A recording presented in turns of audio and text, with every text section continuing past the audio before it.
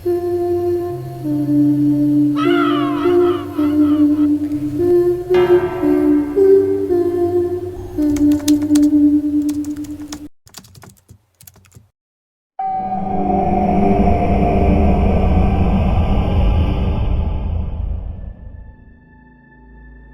po, Miss Terry?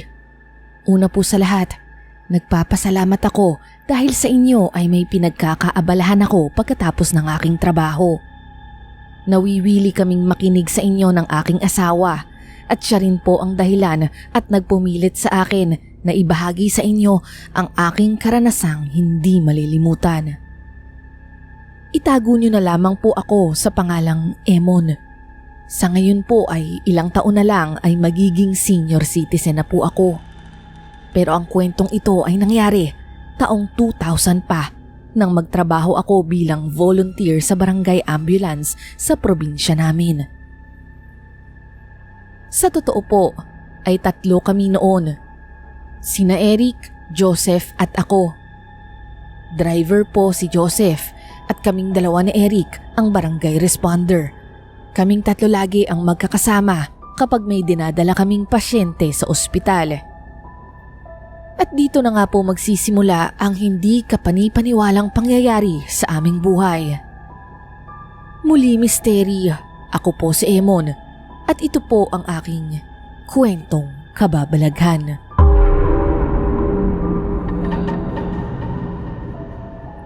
Isang hapon po iyon sa barangay nang bigla kaming may kinailangang isugod sa ospital. At kami nga pong 3 ni na Eric at Joseph ang magkakasama noon, Misteri. Sa awa naman ng Diyos, nadala naman agad namin sa ospital ang lalaki bago pa mahuli ang lahat. Gaya ng nakasanayan, si Joseph ang nagmamaneho.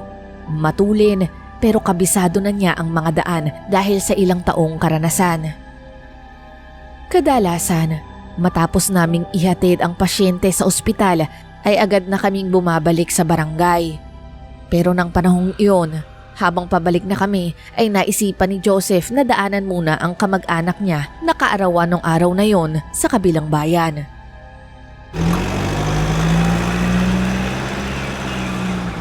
Emon, Eric, wala pa naman kayong gagawin pagka-uwi natin, hindi ba?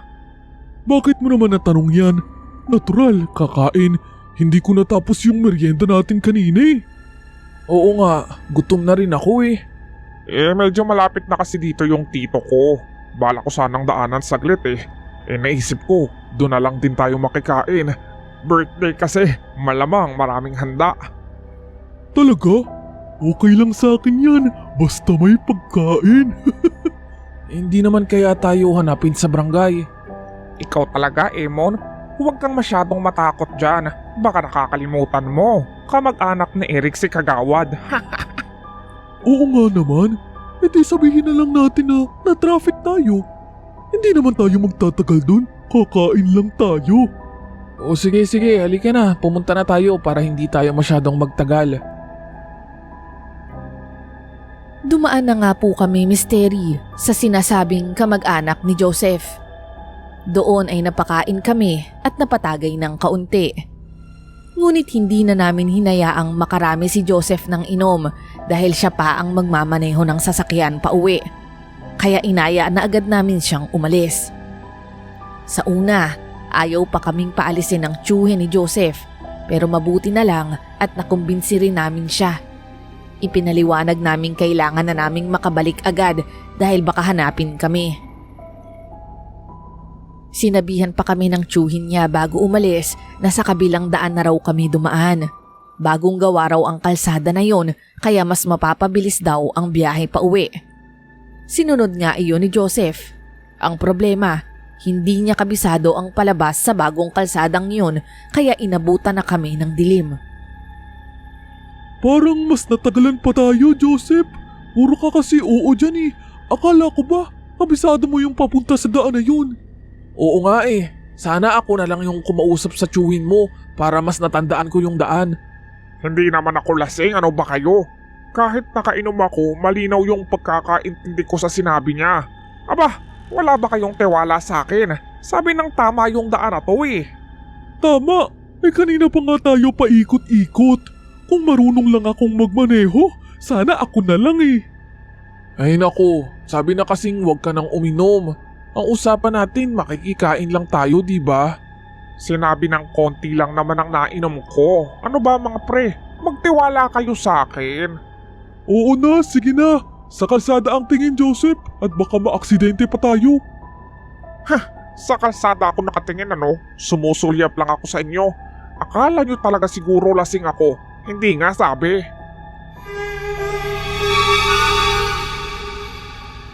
Inabot na po kami ng kalahating oras sa paikot-ikot lang sa lugar.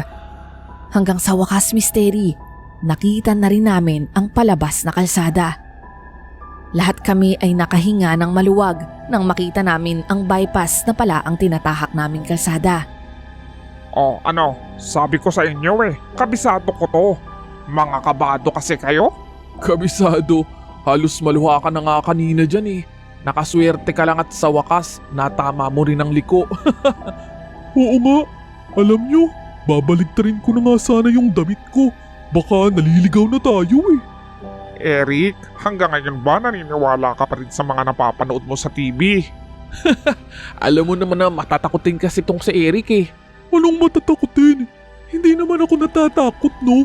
Magkaiba ang takot sa paniniwala sa mga pamahiin o kasabihan. Nagpapakasiguro lang ako. Pero nawala po ang focus naming dalawa ni Eric sa kalsada, Misteri, dahil sa pag-aasara namin.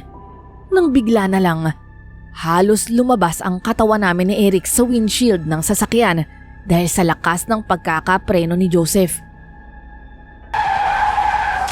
At galit na galit kami sa ginawa niya. Ano, Joseph? Papatayin mo ba kami, ha? Oo nga, dahan-dahan naman sa pagpreno. Kulang na lang, pulutin kami sa kalsada eh.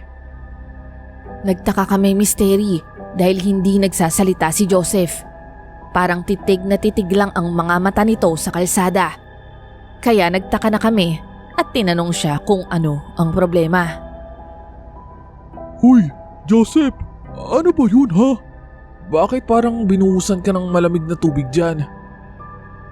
Hindi ito sumagot. Bagkos, itinuro lang niya ang kanyang kamay.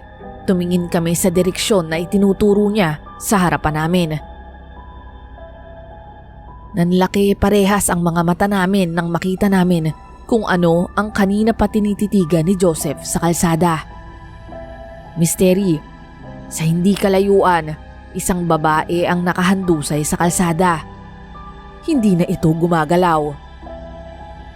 Kita ang mahabang buhok nito, nakaputing pang itaas pero may bahid ng dumi at lupa. Nakapantalon ito ng maong pero may sira na hindi namin alam kung dahil sa aksidente o disenyo lang.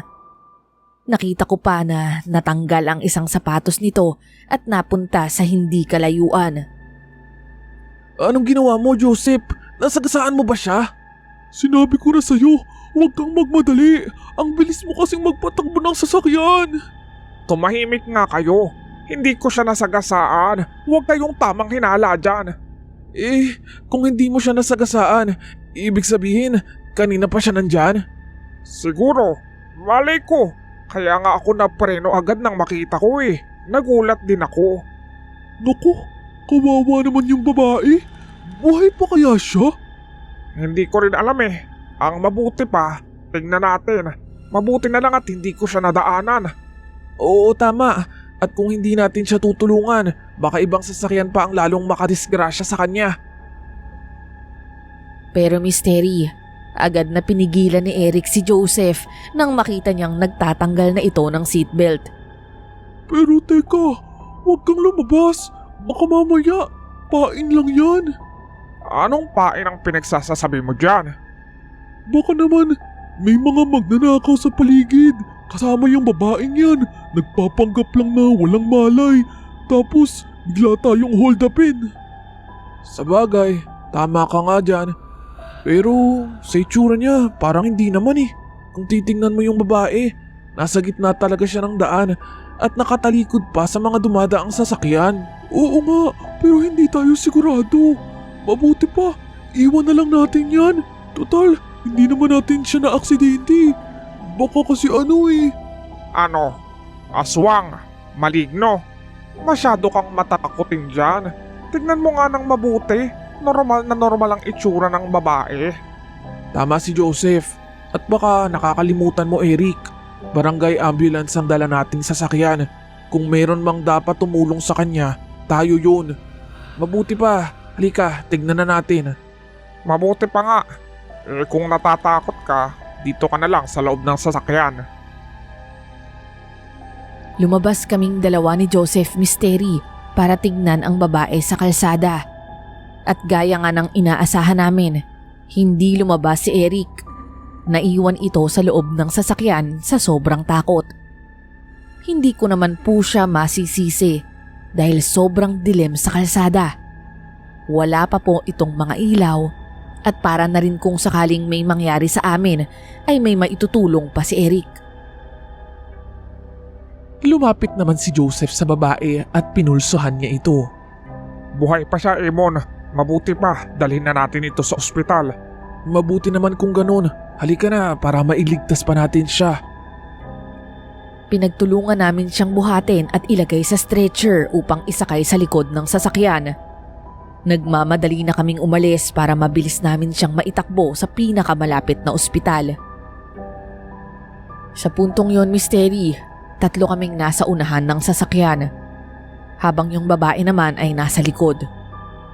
Habang nasa biyahe, paminsan-minsan naming sinusulyapan ng babae. May kahabaan ng bagong kalsada at diretso lamang ito. Hanggang sa nagtaka kami, napuntahan na pala namin ang dulo ng kalsada pero hindi pa pala ito tapos at hindi pa na ipagpapatuloy ang konstruksyon. Papasok sa makitid na rough road ang dulo nito, kaya naman matagtag ang biyahe. Halos magtalbugan kami sa loob ng sasakyan. Maging yung babae sa likod ay nakikita kong humahampas sa kinahihigaan nito. Hanggang sa mga kabahayan na ang nadaanan namin. Pailan-ilan na lang ang mga nakatira dito dahil ang ibang bahay ay giniba na. Marahil ay naghihintay na lang ang iba na bayaran ang lupa nila. Napansin namin na isa-isa nang naglalabasan ng mga tao sa kani-kanilang mga bahay. Sumusulyap sila, malamang ay naririnig nila ang tunog ng makina ng sasakyan namin. Nang huminto si Joseph, nakita namin ang isang babae at lalaki na nakatayo sa gilid ng kalsada. Parang pinapara ang sasakyan namin. Huminto si Joseph at ibinaba ang salamin sa kanyang pwesto. Magandang gabi po. Tanong ko lang po, may daan po ba palabas rito o babalik na lang kami? Magandang gabi rin, iho. Meron sa dulo dyan. Medyo lubak-lubak nga lang. Bakit kayo naparaan dito? Ito po kasi ang tinuro ng tsuhin ko na daan. Hindi ko naman alam na parang dead end para ito. Hindi naman dead end yan. Sadyang hindi pa nababayaran ng ilan sa amin kaya hindi pa maituloy ang kalsada. Pero paglabas niyo riyan, makikita niyo ang dugtungan ng kalsada. Ganon po ba? Maraming salamat po. Pasensya na po kung naabala namin kayo. Magpapasalamat na rin sana ako sa 2 matanda na kumausap sa amin. Pero panay ang kalabit ni Eric sa balikat ko. Kaya nainis ako at agad ko siyang nasigawan. Ano ka ba, Eric? Kanina ka pa panay kalabit na. Yung ano kasi, may nawawala. Ano ba yung nawawala ha? Sabihin mo nga. Ano ba kayo? Kanina pa kayo nag-aaway dyan ah. Nakakahiya. Ito kasing si Eric eh. Hindi maintindihan kung ano yung gustong sabihin. Ano ba kasi yun ha, Eric? Yung babae sa likod, nawawala. Bukas na yung pinto. Ano?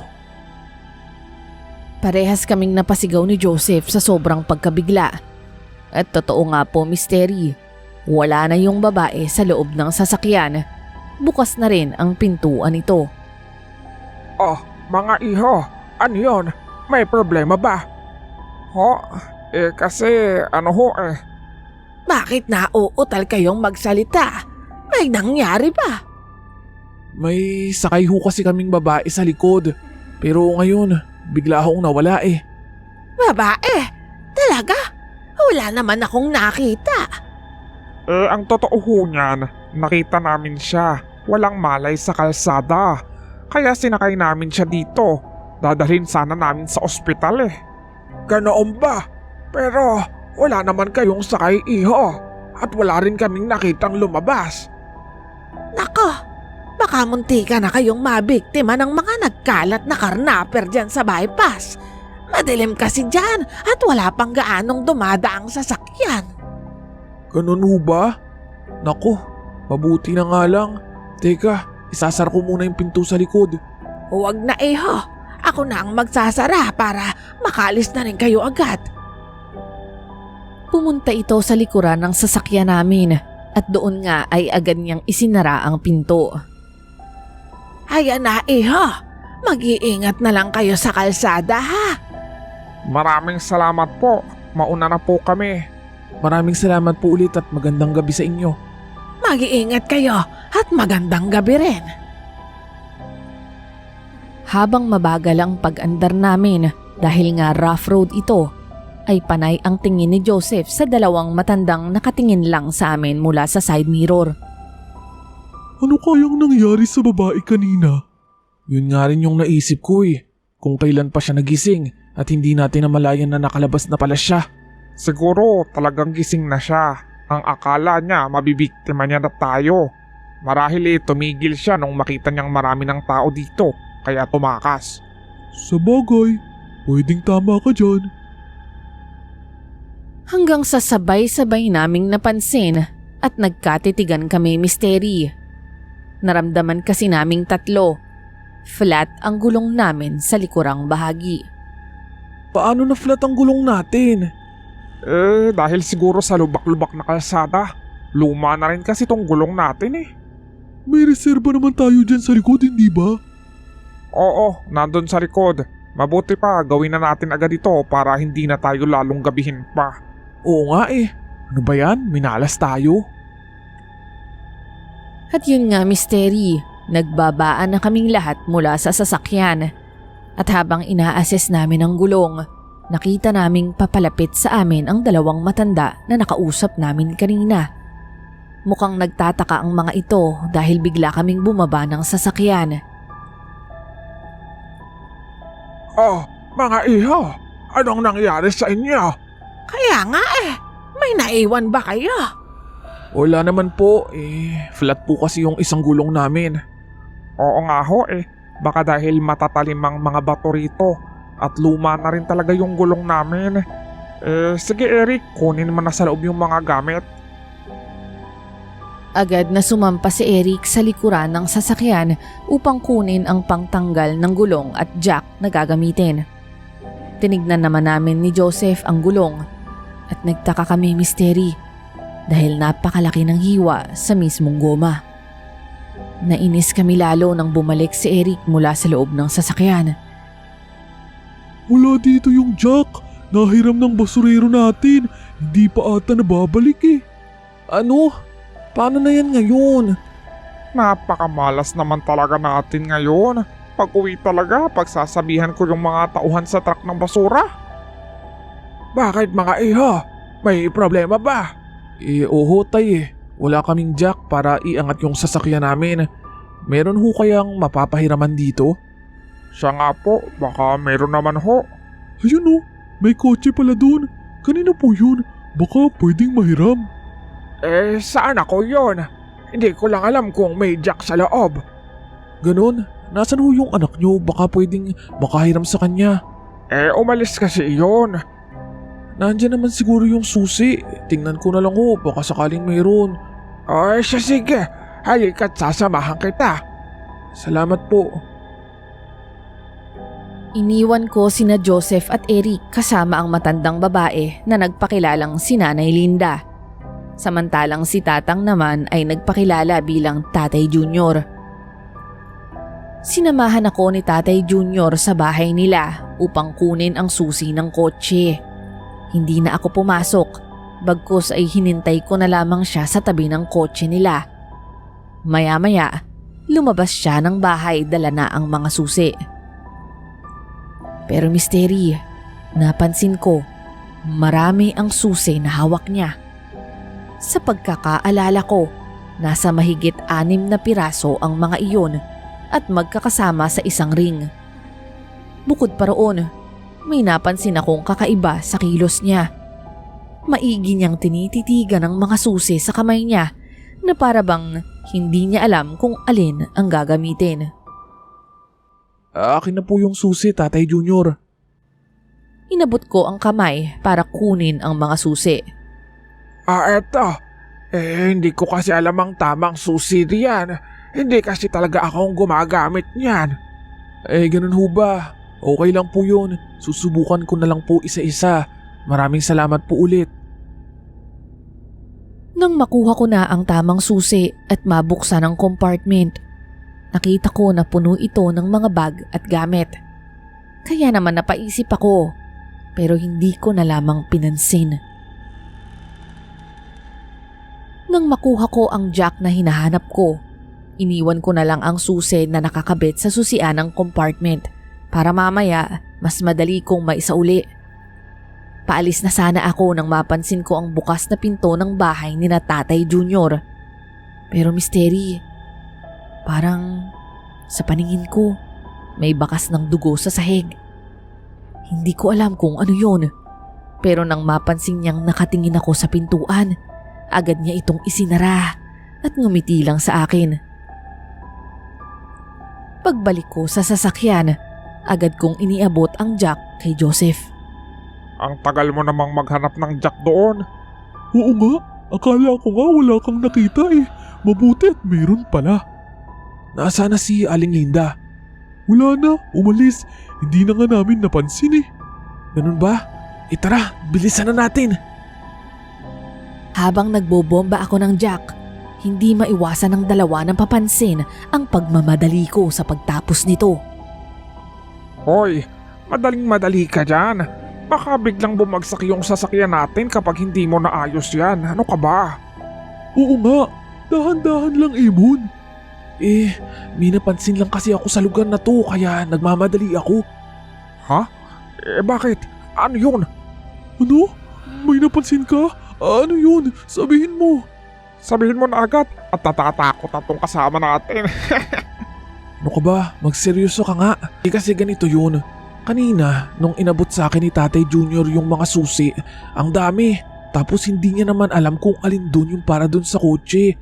Parang may mali eh. Kung sasakyan talaga nila yun, hindi ba dapat alam niya agad kung alin ng susi para dun?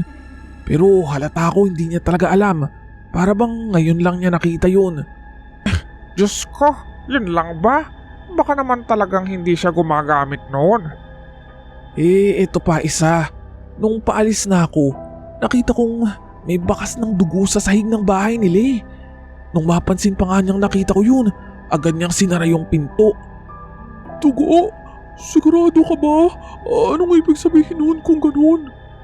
Hindi ko rin alam, pero ngayon ko lang din naisip kanina eh. Di ba ako sanang magsasara ng pinto ng likod ng sasakyan natin? Pero di ba si Aling Linda yung nagpumilit na magsara? At yun din yung eksaktong oras na naplat yung gulong natin. Parang hiniwa, hindi ba? So anong ibig mong sabihin ha, Emon? Baka naman yung babaeng sinakay natin kanina, patibong lang nila yun para mapunta tayo dito sa lugar na to. Anong gagawin nila sa atin? Hinaan mo yung boses mo dyan, Eric. Baka marinig pa tayo. Oo nga, mabuti pa. Bilisan na lang natin. Baka nga tama ang hinala mo. Mahirap na.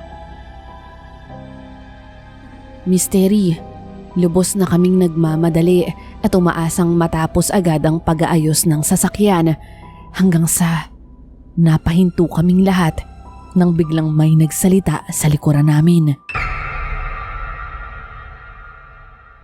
Mga iho, baka gusto niyong kumain muna. May dala kaming pagkain para sa inyo. Marahan kaming napalingon sa likuran at halos himatayin na kami sa takot. Misteri, paglingon namin, hindi lamang si Aling Linda ang nakatayo, kundi halos lahat ng tao sa lugar. Masaya at nakangiti lahat sa amin. Ang dami nila, Misteri. Hindi ko mabilang. Ngunit sigurado akong lagpas 20 ang mga yun. Hindi na po. Busog pa po kami. Tatapusin na lang po namin ito. Oo nga ho sa katunayan, bago kami magpunta rito, galing na ho kami sa kainan, kaya busog talaga ho kami. Napansin ko naman na tumayo si Eric at pumunta sa harapan ng sasakyan. Kami naman ni Joseph ay pilit na nilalabanan ng takot at pilit na huwag itong ipahalata kina Aling Linda. Mamaya na iyan. Huwag kayong mag-alala. Tutulungan namin kayo sa ginagawa ninyo. Desperas pa naman ang piyesta sa aming lugar, kaya espesyal ngayon. Oo nga, mabuti pa. Bitawan niyo muna yung ginagawa ninyo. Malaking selebrasyon ito. Pagsapit ng alas 12 ay umpisa na ng piyesta namin. Gusto sana naming makadalo kayo. Kayo ang espesyal naming bisita. Agad kong tinapik si Joseph dahil alam naming hindi na namin magagawang tapusin ang pagpapalit ng gulong ng sasakyan. Mabuti pang umalis na agad kami sa lugar na yun. Yun ang nasa isip namin. Kaya naman sabay kaming tumayo ni Joseph at nagpaalam sa kanila na may kukunin lang kami sa loob ng sasakyan. Nakatitig lang sina Aling Linda at Mang Junior, pati na rin ang mga kasamahan nila. Tinulak naman namin si Eric papasok sa loob. Bilisan mo, Eric. Umalis na tayo rito. At pagtingin ko nga sa orasan ng sasakyan Mystery, eksaktong alas 12 na. Itinuro ko ito kay Joseph, kaya naman kahit walang tornilyo ang gulong ng sasakyan, mabilis kaming sumakay at agad ding pinaandar ni Joseph ang sasakyan. Narinig na namin ang sigawan at halakhakan ng mga tao kasama si Aling Linda at Mang Junior habang sinisimula naming patakbuhin ang sasakyan. Bakit ganon ang mga itsura nila? Mukhang mga halimaw. Sinabi ko na nga ba, totoo ang mga aswang. Tumahimik na nga lang kayo dyan. Malaga makaalis tayo dito. Kaso ang problema, hindi pa nakakabit ng maayos yung gulong. Pero bahala na.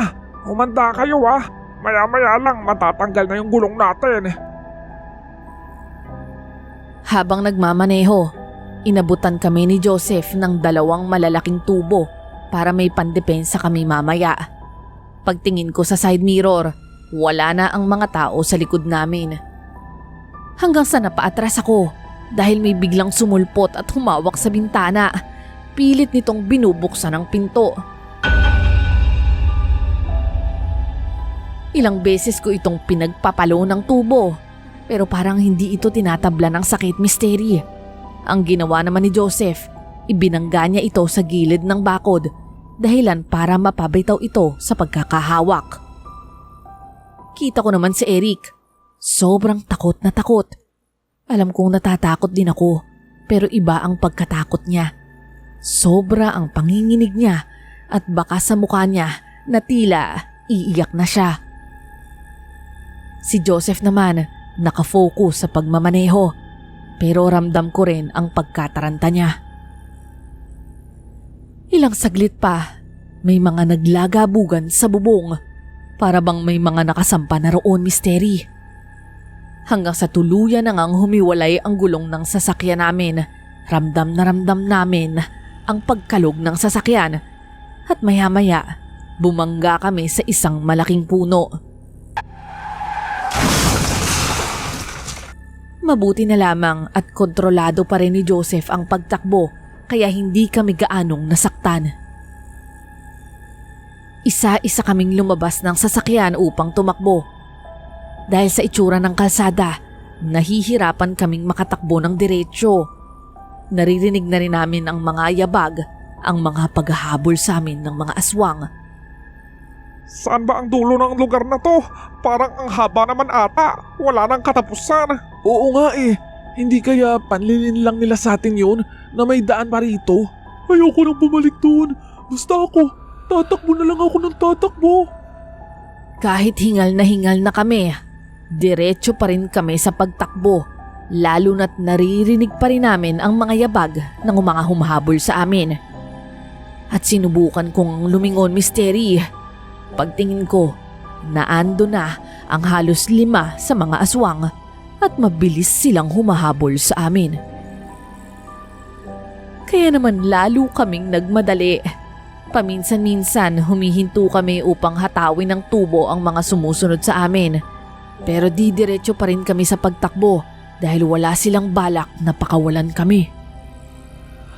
Hanggang sa hindi inaasahan, Misteri, natisod si Eric sa batong nakausli sa lupa. Tumumba siya at tumama ng malakas ang tuhod niya sa sahig. Hindi na ito nakatayo pa. Aray! Ano? Kaya mo pa, Eric? Bilisan mo! Tumayo ka na dyan! Oo nga, tumayo ka na, kundi makakain tayo ng mga aswang. Aray! Nabalian ata ako ng buto sa tuhod eh. Ang sakit! Hindi ko na kayang tumayo pa. Pilitin mo, ano ka ba? Kundi, pagpepiestahan tayo rito. Halika na, tutulungan ka namin. Hindi namin maiwan si Eric, Misteri, pero halos isa-isa nang nagdadatingan ang mga aswang. Hindi na kami pwedeng magtagal pa sa lugar. Naiyak naman kami nang magpumilit si Eric na iwan na lang namin siya. Ang mabuti pa, iwan niyo na ako rito. Kaysa naman, pare-parehas tayong mamatay sa mga kamay ng aswang na yan. Umalis na kayo. Bubuhatin ko na sana siya sa balikat ko, pero tinulak niya ako, Misteri. Inabot niya sa akin yung bagay na kinuha niya mula sa sasakyan. Umalis na kayo bago pa sila dumating at mahuli ang lahat. Emon, pakisabi sa magulang ko, mahal na mahal ko sila. Napipilitan man ay tumakbo na kaming parehas ni Joseph at iniwan na namin si Eric doon. Hindi talaga namin ginusto yun, Misteri. Pero si Eric, walang ginawa kundi itulak kami palayo at batuhin para lang makalayo kami. Nang makatakbo kami at hindi na namin siya makita, nakarinig na lang kami ng malalakas niyang sigaw. Sunod-sunod, nakakabingi ang bawat sigaw niya, Misteri. Halo-halong damdamin ang nararamdaman naming dalawa ni Joseph noon. Kalungkutan, takot, panghihinayang. Lubos ang paghanga namin kay Eric noon. Sa isip namin, lumaban siya at naging matapang. Hindi tulad ng pangaasar namin sa kanya na siya ang pinakaduwag. Pero ang totoo pala, siya ang pinakamatapang sa amin. Habang tumatakbo kami, bigla na lang may dumamba sa akin mula sa gilid at napangibabawan ako nito. At sa laking gulat ko, si Aling Linda, Misteri. Ngunit iba na ang anyo nito. Nanlilisik ang mga mata, may matatalim ng ngipin at naglalaway ang bibig. Hindi na siya ang maamong matanda na nakilala namin kanina. Tutulungan sana ako ni Joseph pero biglang may humarang sa kanya na isa pang nilalang. Umalis ka na rito, Joseph. Tumakas ka na. Ano? Pero paano ka? Sige na, umalis ka na. Huwag mong sayangin ang sakripisyo namin ni Eric. Takbo na! At tumakbo nga si Joseph papalayo sa akin. Habang ako naman ay pinangingibawan ni Aling Linda. Misteri, kitang-kita ko nang ibuka nito ang bibig at akma akong kakagatin. Nang bigla kong pinalo sa mukha niya ang hawak kong bagay. Ang bigay ni Eric kanina. Rosario sa sasakyan namin. Iyon pala ang kinuha ni Eric. Nagsusumigaw ang aswang na si Aling Linda sa hapde nang tamaan ko siya. Sabay dating naman ni Mang Junior na nakita ang nangyari kay Aling Linda. Lubos itong nagalit sa akin at akmang dadambahin na rin ako. Pero pinakita ko sa kanya ang rosaryong hawak ko at napaatras siya dahil doon. Habang nanlilisik at gigil na gigil ang mukha ni Mang Junior, nakita ko naman si Aling Linda. Nasunog ang kalahati ng kanyang muka. Doon ko napagtanto ang lakas ng kapangyarihan ng rosaryo laban sa mga tulad nila. Sinamantala ko ang pagkakataon para makabangon. Inalalaya ni Mang Junior si Aling Linda at iniwan nila ako. Nang nakaalis na sila, saka ako nagpatuloy sa pagtakbo. Pero laking panghihinayang ko nang makita kong may mga bakas ng dugo sa kalsada habang tumatakbo ako. Misteri, ito yung daan na tinahak ni Joseph. Ang ibig bang sabihin, pati siya naabutan na ng mga aswang. Joseph! Joseph, nasan ka? Ang sabi ko sa'yo, tumakbo ka ng mabilis eh. Nanlumo ako sa sinapit ng dalawa kong kaibigan. Kaya nagpatuloy na lang ako sa pagtakbo dahil hindi ako pwedeng sumuko. At sa wakas, nang makita ko na ang dulo ng daan, nakahinga na ako ng maluwag. Pero may kasamang lungkot, Misteri, dahil ako lang ang nakaligtas sa aming tatlo.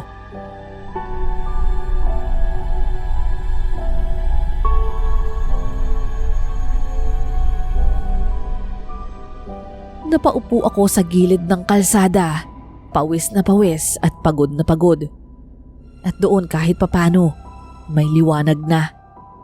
Meron ng ilaw ng poste, senyales na nakalabas na ako sa madilim na lugar na yun. Pero may narinig akong tunog na papalapit, galing sa pinanggalingan ko. Malakas ang tunog nito at parang mabilis na papunta sa akin. Kaya naman napatayo ako at napaatras dahil akala ko hindi pa rin ako nilulubayan ng mga aswang kahit nakalabas na ako ng kalsada.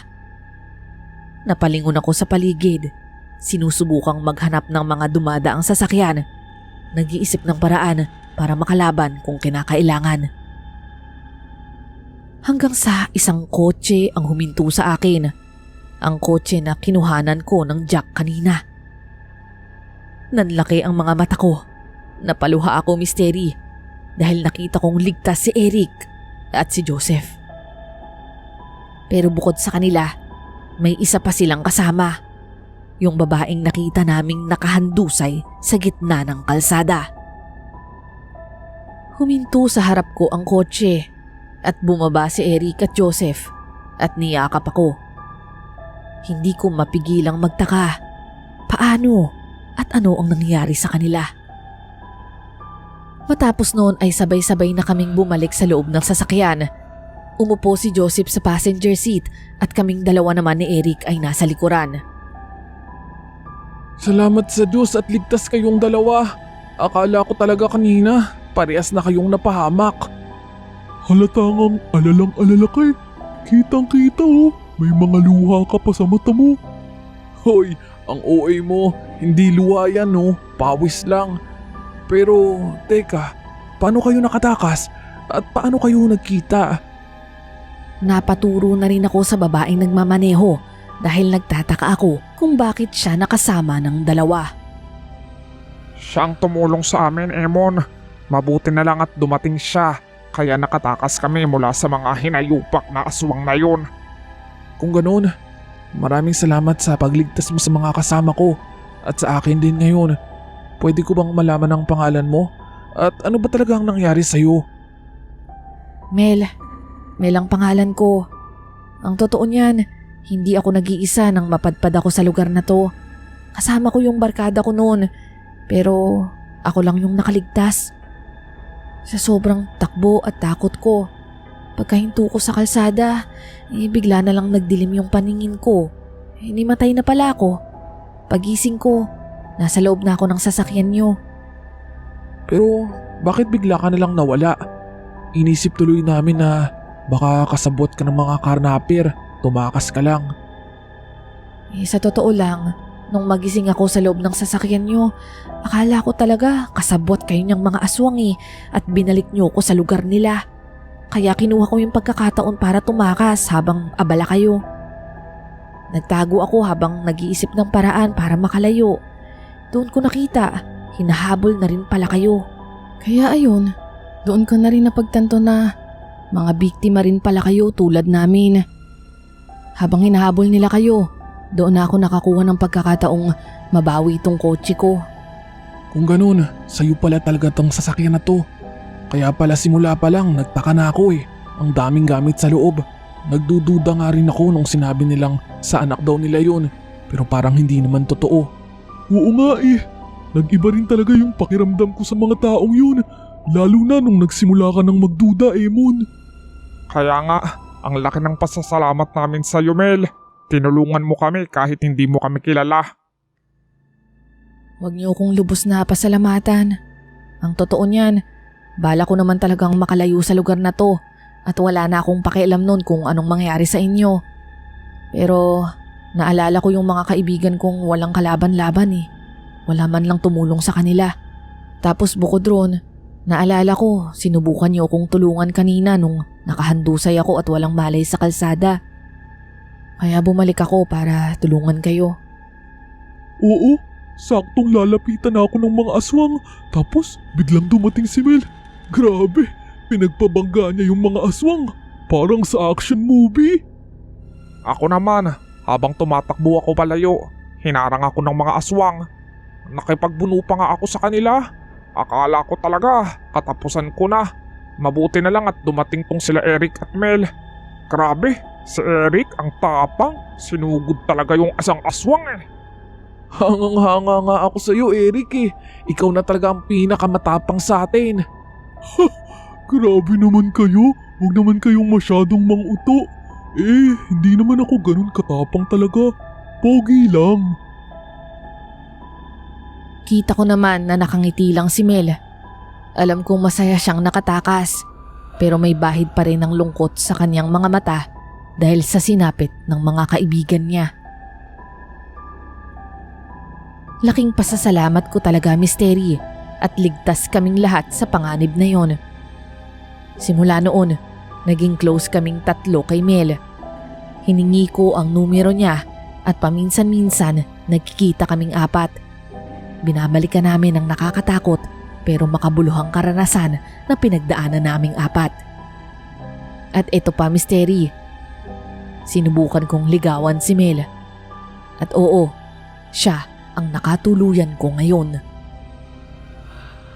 Kaya nga nabanggit ko na siya ang nagpumilit sa akin na ibahagi ang kwento naming apat sa inyo. At masaya at excited na sina Eric at Joseph kung sakaling mapili nyo ito para sa inyong programa. Muli, Misteri, maraming salamat po. Sana iipagpatuloy nyo pa ang pag-upload ng mga kwento sa channel ninyo dahil nakakatulong kayo sa mga tulad naming galing sa trabaho na naghahanap ng kwentong may aral at kilabot. At bukod roon, sadyang nakaka-relate ang mga tulad namin na meron ding kwentong kababalaghan.